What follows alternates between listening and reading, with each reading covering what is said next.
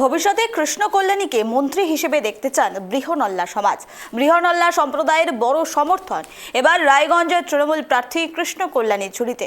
সৌজন্য সাক্ষাৎকারে মিলল আন্তরিকতা, আশীর্বাদ এবং সমর্থনের স্পষ্ট বার্তা। রায়গঞ্জে নির্বাচনী আবহে তৃণমূল কংগ্রেস প্রার্থী কৃষ্ণ কল্যাণীকে ঘিরে বাড়ছে সমর্থনের পরিধি। এবার তার পাশে দাঁড়ালো বৃহন্নলা সম্প্রদায়। বৃহন্নলা সমাজের পক্ষ থেকে জানানো হয়েছে তারা শুধু কৃষ্ণ কল্যাণীকে জয়ী করতেই চান না, আগামী দিনে তাকে মন্ত্রী হিসেবেও দেখতে আগ্রহী। তাদের দাবি, সমাজের সব স্তরের মানুষের পাশে থাকার যে বার্তা তিনি দিচ্ছেন তা ভবিষ্যতে বৃহত্তর দায়িত্বে আরও কার্যকর হবে। এমনকি প্রার্থীর জয়ের ব্যাপারে তারা যথেষ্ট আত্মবিশ্বাসী। বিপুল ভোটে জয়ের আশ্বাসও দিয়েছেন তারা। রবিবার রায়গঞ্জে বৃহন্নলা সমাজের বড়মার সঙ্গে সৌজন্য সাক্ষাৎ করেন কৃষ্ণ কল্যাণী। সেই সাক্ষাৎ ঘিরে তৈরি হয় আবেগঘন মুহূর্ত। আন্তরিকতা, ভালোবাসা ও আশীর্বাদে তৃণমূল প্রার্থীকে ভরিয়ে দেন বৃহন্নলা সম্প্রদায়ের সদস্যরা। সাক্ষাৎ চলাকালীন বৃহন্নলা সম্প্রদায়ের সদস্যরা কৃষ্ণ কল্যাণীকে ঘিরে তাদের ভালোবাসা ও আস্থা প্রকাশ করেন। ফুল, আশীর্বাদ আর উচ্ছ্বাসে ভরে ওঠে গোটা পরিবেশ। তৃণমূল প্রার্থীর প্রতি এই সমর্থন যেন স্পষ্ট বার্তা দেয়, রায়গঞ্জে তিনি এখন শুধু একজন রাজনৈতিক মুখ নন, বরং মানুষের আস্থার প্রতীক। তার ভিতরেও নিজেদের একটা নিজের ব্যক্তিগত চয়েস থাকে যে এই মানুষটা হলে কাজ হবে।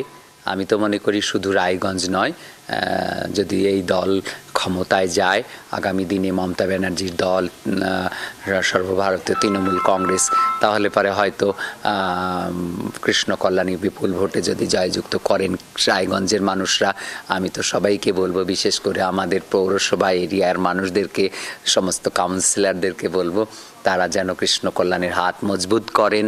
আর যেন কৃষ্ণ কল্যাণীকে, এই লড়াইটা কিন্তু কৃষ্ণ কল্যাণীর লড়াই নয়, যারা তৃণমূল পার্টি করেন তাদের লড়াই। এটা মমতা ব্যানার্জির সৈনিকদের শক্তির একটা লড়াই হচ্ছে। তো সেটা যদি সবাই মিলে একত্রিত হয়ে অনেক ভোটে জয়যুক্ত করে তাহলে একটা বলার জায়গা থাকবে। আর আমি তো সবসময় চাই যে আগামী দিনে উত্তরবঙ্গের একটা মন্ত্রিত্ব পাক, উত্তরবঙ্গ উন্নয়ন হোক। উত্তরবঙ্গ পিছিয়ে পড়া মানুষ, উত্তরবঙ্গের মানুষরা একটা পরিচয়, শ্রমিকের একটা পরিচয় নিয়ে বসবাস করে। তো আগামী দিনে কৃষ্ণ কল্যাণীর মতো মানুষ যদি বিধায়ক হয়, মন্ত্রী হয়, তাহলে পরে অনেক কিছু উন্নয়ন হবে, কর্মসংস্থান গড়ে উঠবে, এটা আমি মনে করি। মানে এবার যদি ভোটে জিতে এমএলএ দেখতে চান না মন্ত্রী দেখতে? আমি তো সবসময় ওনাকে মন্ত্রী দেখতে চাই।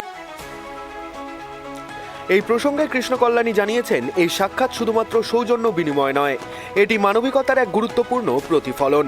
বৃহন্নলা সম্প্রদায়ের মানুষের জীবন সংগ্রাম, তাদের লড়াই ও সমাজে অবদান আমাদের অনুপ্রাণিত করে। তাদের আশীর্বাদই আমার শক্তি। বলছি যে যারা ফান্ডিংয়ে যারা থাকছে তারা হচ্ছে অনেক নেতারা যায় না, এবং আপনাকে দেখলাম অভিনব উদ্যোগ এবং ভোটার হিসাবে আপনি তাদের বাড়িতে গেলেন, কি বার্তা দেবেন? না, দেখুন, আমি বিগত নির্বাচনেও ওনার কাছে আমি গিয়েছিলাম, আশীর্বাদ নিয়েছি।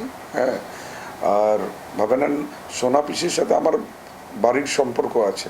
উনিও আমার বাড়িতে আসেন, আমি ওনার বাড়িতে যাই। হ্যাঁ, এটা আজকের না, অনেক দিনের সম্পর্ক। আজকে ওনার কাছ থেকে আশীর্বাদ নিলাম, আর তারপর প্রচারে আমি বেরোলাম। সত্যি মানে ওনার সাথে কথা বললে, আর ওনার সাথে উনি যে হিসাবে আমাকে স্নেহ করেন, যে হিসাবে আশীর্বাদ দেন, একদম সত্যি মনটা যেন আমার তৃপ্তি পায়। হ্যাঁ, তো আজকে আমি গেলাম, আমার সত্যি খুব অন্তরস্থল থেকে খুব ভালো লাগছে। রাজনৈতিক বিশ্লেষকদের মতে, নির্বাচনের আগে বৃহন্নলা সম্প্রদায়ের এই খোলামেলা সমর্থন রায়গঞ্জের ভোট সমীকরণে গুরুত্বপূর্ণ প্রভাব ফেলতে পারে। কারণ সমাজের প্রান্তিক ও সংখ্যালঘু অংশের সমর্থন অনেক সময় নির্বাচনের ফল নির্ধারণে বড় ভূমিকা নেয়। সব মিলিয়ে রায়গঞ্জে কৃষ্ণ কল্যাণীকে ঘিরে যে সমর্থনের স্রোত তৈরি হচ্ছে তা ক্রমেই আরও শক্তিশালী হয়ে উঠছে। নির্বাচনের ময়দানে এই সমর্থন কতটা প্রভাব ফেলবে সেটাই এখন দেখার অপেক্ষা। রায়গঞ্জ থেকে অনিমেষ সরকারের রিপোর্ট, KTV বাংলা।